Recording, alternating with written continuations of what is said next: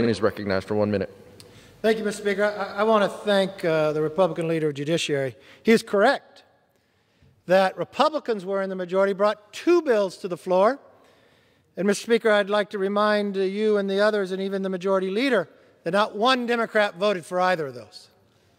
Not one voted for one to move to the Senate. They actually denied the bill from going to the Senate, even if you wanted to change it to become law. Just a little truth in history. Mr. Speaker, I am going to say something that President Biden refuses to say. There is a crisis on our southern border. It's a humanitarian crisis. It's a public health crisis, a national security crisis. It is a Biden border crisis, and it is spiraling out of control with no signs of ending. When candidate Biden told migrants in June, immediately surge to the border, I knew his immigration policies would be bad. But I did not think it would be this bad.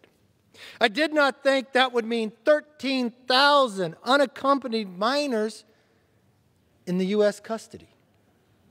I did not think it would mean moving them from border facilities across the country, 1,000 of them to Midland, Texas, 3,000 to Dallas, and likely to more cities tomorrow.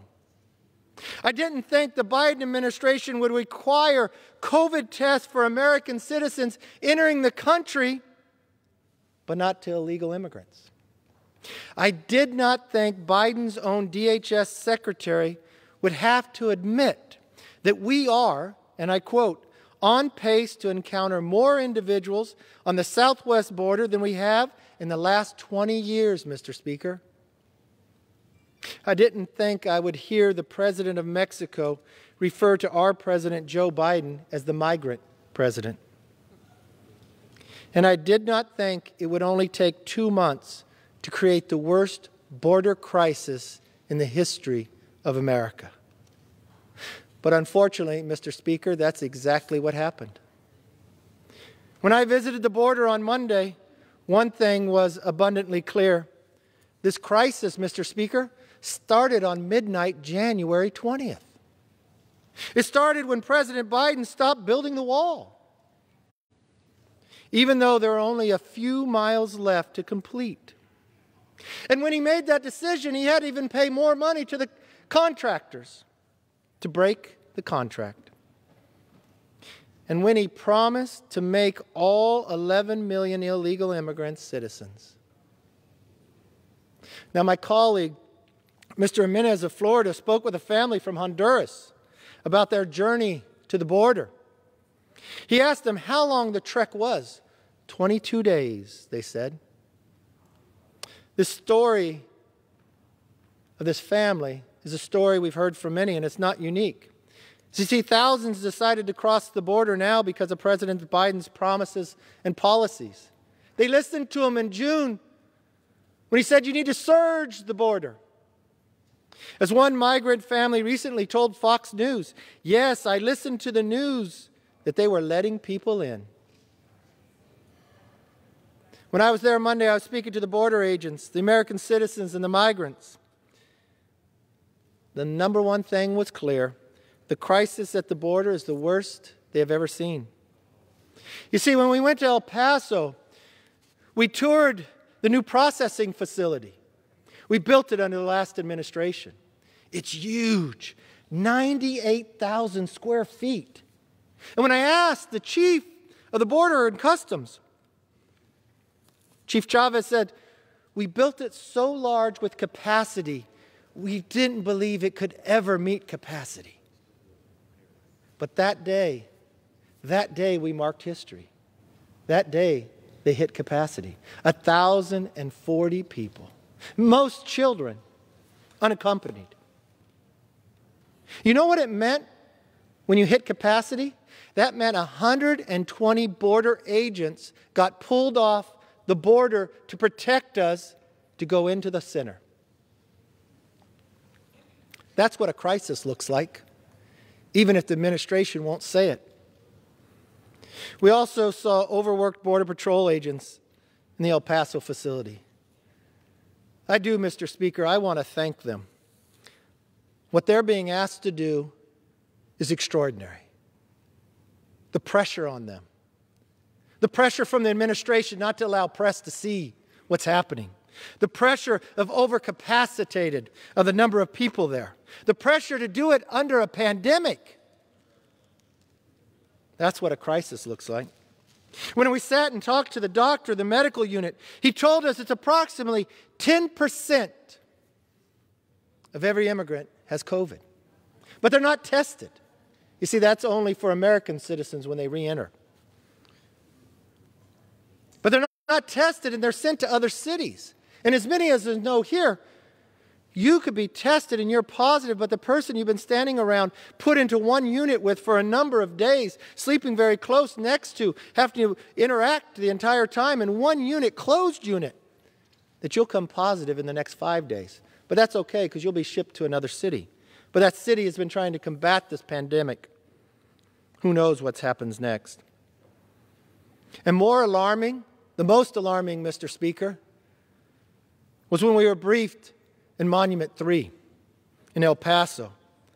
They told us that they've caught people on the terrorist watch list. I know, Mr. Speaker, you would be concerned about that. I was alarmed. I questioned further. It's not just people on the terrorist watch list. We found people from other nations, from Iran, from Turkey. But, Mr. Speaker, when I went to the press conference right after that, I mentioned that because I think every American, one terrorist is too much in this nation that could get through. I believe, Mr. Speaker, you believe that too. But Congressman Gallego, the chairman of the Subcommittee of Intelligence and Special Operations, and Mr. Speaker, he also represents a border state. I thought he would tweet arm in arm to stop this. But you know what he said, Mr. Speaker?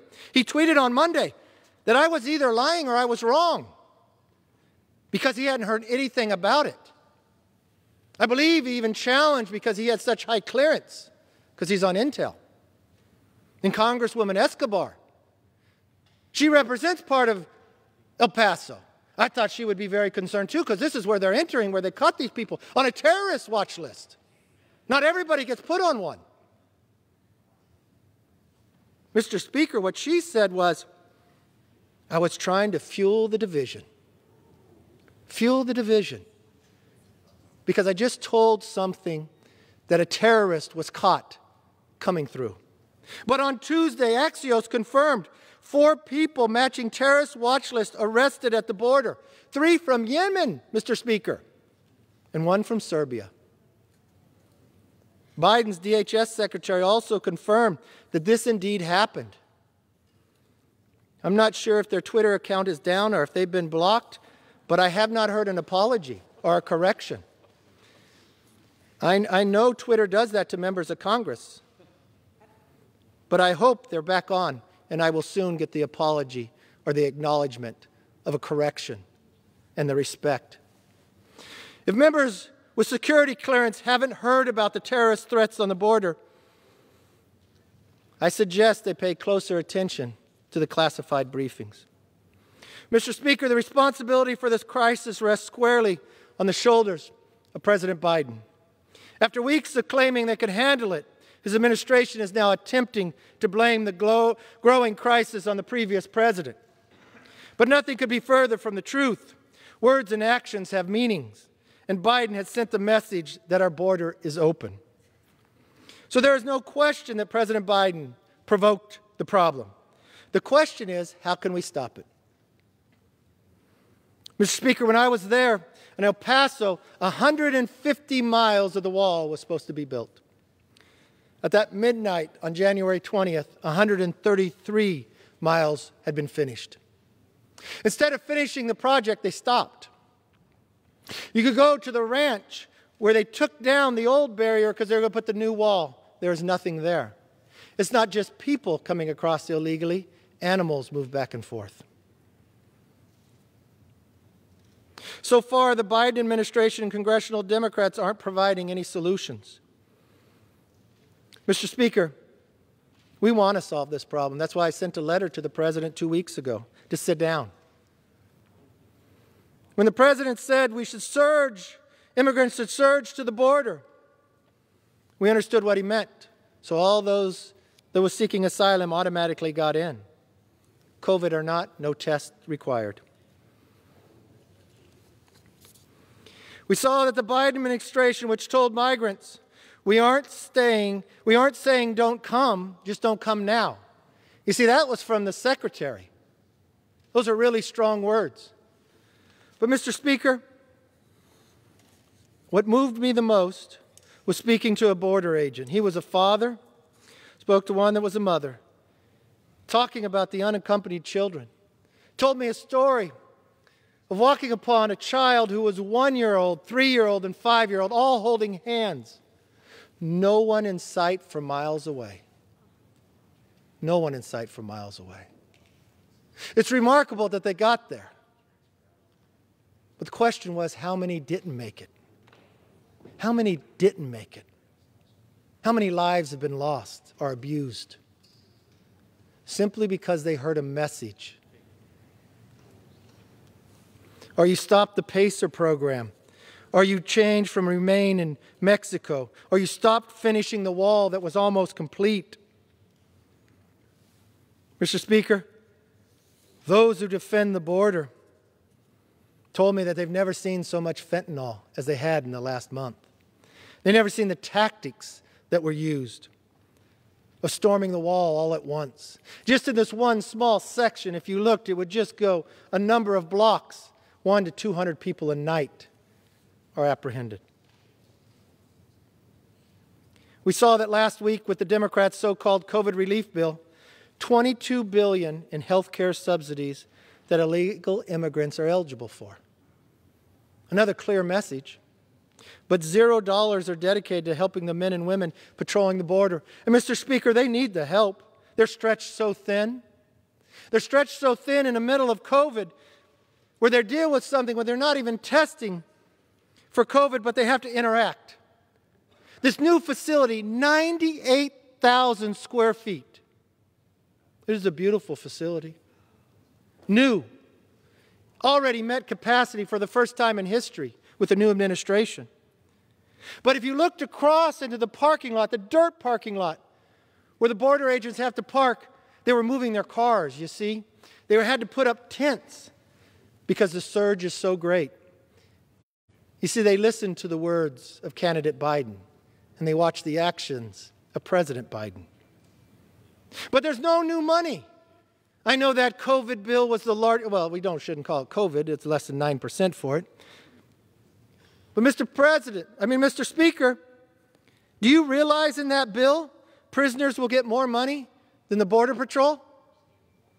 Do you realize that they're going to have to use their own operation money to stretch so thin? So not only could the Border Patrol not be on the border, now they're taking any money for the future to deal with the surge today.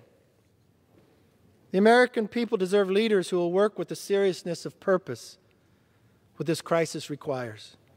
That is why I wrote a letter to President Biden 2 weeks ago asking to meet about the crisis.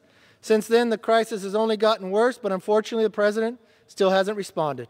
So today I sent President Biden a second letter offering to relay what we learned at the border since he refuses to go there. But I believe it would benefit from a hearing of what we saw and heard.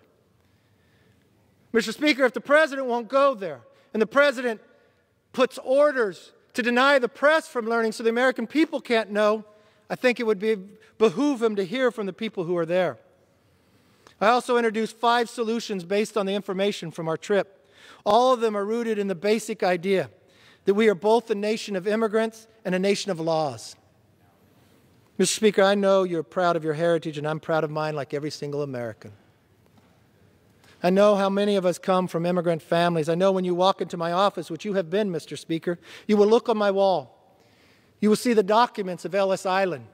April 23rd of this year will mark the 100th anniversary of my grandfather, Guido Palladino, coming from Italy. As a young child, boarding a ship to come here for a better life. You see, America believes in immigration. But there is no time to break the law and come illegally. There is a process to come here.